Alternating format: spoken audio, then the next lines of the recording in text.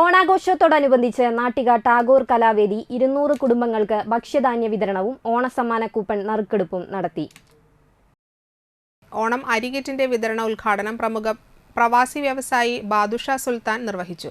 കലാവേദി president UK Pradeep അധ്യക്ഷനായി. Secretary TV Sreejith, programme coordinator PM Siddique, Leneesh Kuttappu, PV Sreejan, Ramesh Ainikkatt, CM Ismail, KK Ravi, Mujeeb Pokku, Sajith Unnimon, Sudheer Kallipparambil, Kannan CR, Miju Thalikulam, Shaijan PV, Ramesh Thriprayatt, Aneesh Keshu, Shinu TA, Prabhakaran Kattungal, Shaju Thriprayatt, Santhosh Kollamparambil, Lalmon എന്നിവർ നേതൃത്വം നൽകി.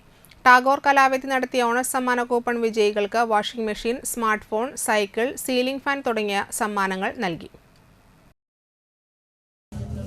ഇപ്പോൾ ഓണത്തോടനുബന്ധിച്ച് നടന്ന നറുക്കെടുപ്പ് തന്നെ അതൊരു വലിയൊരു കാര്യം തന്നെയാണ്. അതിൽ വരുന്ന ബാലൻസ് വരുന്ന പൈസ അക്കൗണ്ടിൽ കീപ്പ് ചെയ്യാതെ